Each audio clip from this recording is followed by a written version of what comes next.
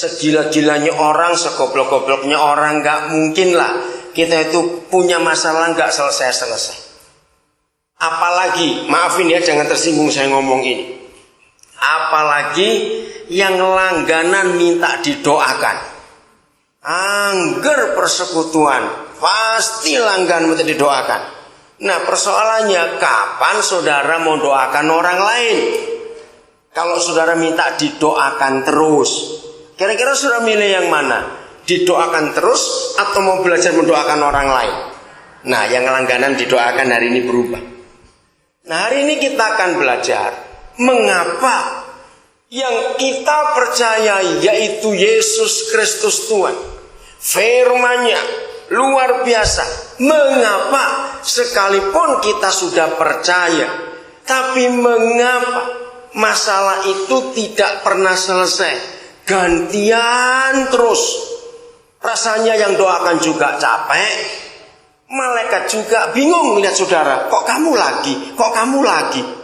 Ngerti ilustrasi ini? Nah, mengapa itu terjadi? Hari ini kita akan belajar untuk menemukan jawabannya. Saudara, ternyata jawabannya semuanya itu ada di dalam keluarga kita sendiri, bukan di orang lain. Kita akan lihat firman Tuhan sebagai pegangan yang kuat dalam kehidupan kita. Nah, ada dua hal tentang masalah itu. Nomor satu, masalah itu memang baik. Persoalan itu memang baik, problema itu memang baik, karena firman Tuhan mengatakannya, dengan itu kita dididik, betul? Untuk menjadi serupa seperti Yesus. Itu kita gak bisa hindari.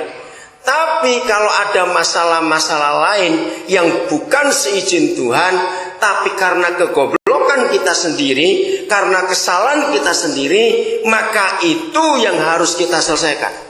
Kalau yang dari Tuhan karena seizin Tuhan, terima, ucapkan syukur, dan jangan pernah minta didoakan. Kalau kita tahu bahwa itu untuk menguji kita makin murni, makin sempurna. Saya beri contoh kecil saja. Saudara pernah tahu tidak, kalau ada orang tidak berzina, orang Kristen ini ya, tidak berzina, tidak membunuh, tidak mencuri, tidak merampok, ya, tidak iri hati, tidak semuanya. Tapi akan ada banyak hamba Tuhan, banyak orang Kristen, aktivis gereja yang pasti masuk neraka. Walaupun tidak membunuh, tidak berzina, tidak dendam, tidak semuanya itu. Kenapa masuk neraka? Karena tidak mau mengasihi musuh-musuhnya. Yuh, kok bisa begitu? Ingat Matius 6, 14-15. Barang siapa tidak mengampuni saudaranya, maka Bapa di surga akan bagaimana? Tidak mengampuni kita juga. Nah, renungkan Matius 6, 14-15. Kalau status kita adalah orang-orang yang tidak diampuni, berarti kita kalau mati ke mana? Surga atau neraka? Jawab, gak usah ragu-ragu, kita kemana? Ke neraka, karena status kita waktu mati sebagai orang berdosa. Mengapa kita berstatus orang berdosa? Karena nggak mau ngampuni saudaranya. Jadi kalau saudara taat perpuluhan, taat doa pagi, taat ini firman, taat itu, pokoknya nuruti semuanya. Tapi satu ini yang nggak bisa, mengasihi musuh. Nah, karena Papa sayang kita, Dia ingin kita lulus semua pelajaran kerajaan surga ini. Sekarang saya tanya kepada saudara semua, apa yang Papa buat kepada kita anak-anaknya kalau Dia tahu kita nggak pernah lulus, nggak pernah menang dalam mengasihi musuh? Dia kasih kita masalah apa? Ayo cepat jawab. Dia kasih kita masalah apa supaya kita lulus di pelajaran kasih ini tadi? Ayo, Dia kasih kita apa? Masalah itu, masalahnya apa? Ayo.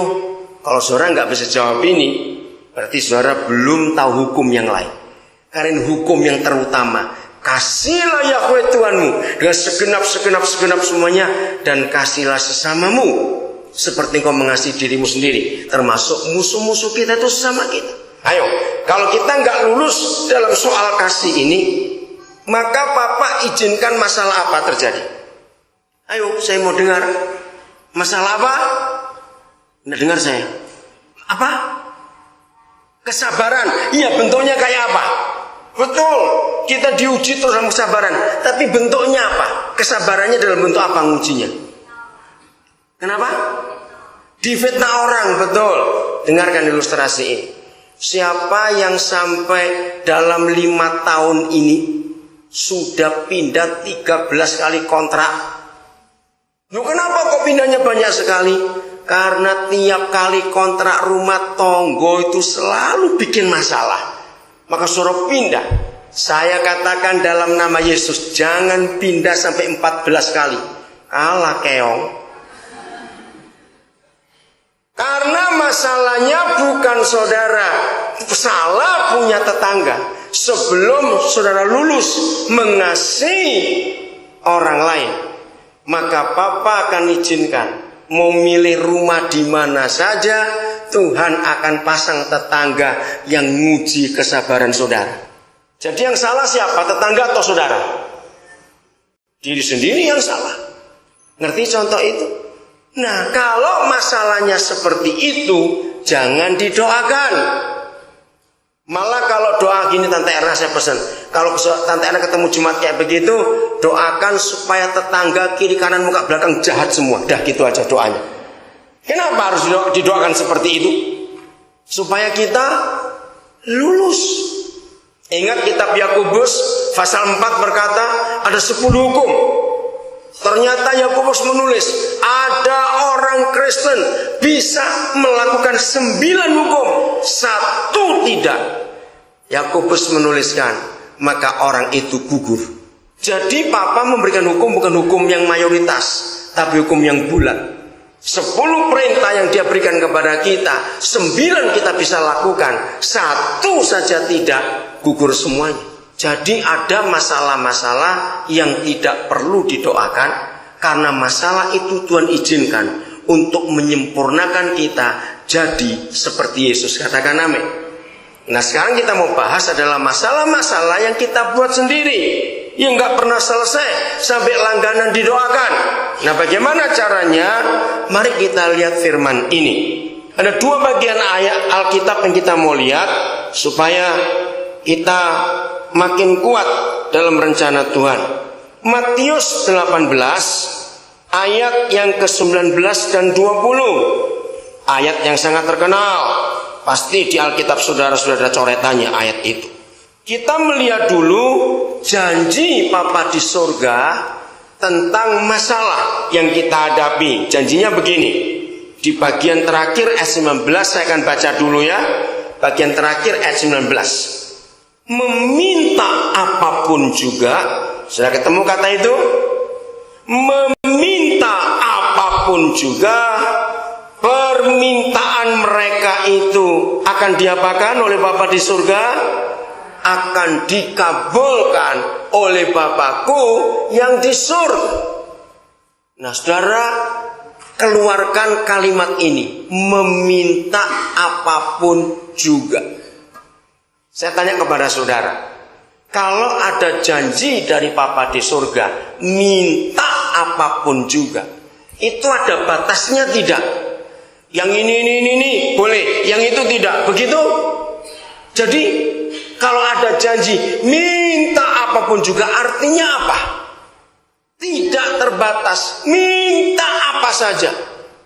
Saudara, saya tidak percaya. Walaupun saya anak Tuhan, saya tidak percaya. Kenapa? Minta apapun juga. Kalau gitu boleh minta gajah 5? Boleh, coba jawab, boleh tidak? Boleh minta rumah 14, minta mobil 10, minta kapal terbang 1. Ayo cepat, boleh tidak? Taruh mana gajahmu? Enak aja, boleh. Kuat nggak ngasih makan gajahnya? Ayo. Loh, betul tidak? Saudara minta rumah 14, kuat nggak bayar PBB-nya? Ngutang, lu jangan ngutang. Ayo, saudara minta kapal terbang 1, parkirin di Indira. Bandara, loh, keren betul. Dengarkan ini, saudara. Ternyata meminta apapun juga itu bukan untuk semua orang Kristen. Maka itu nggak mungkin kita minta yang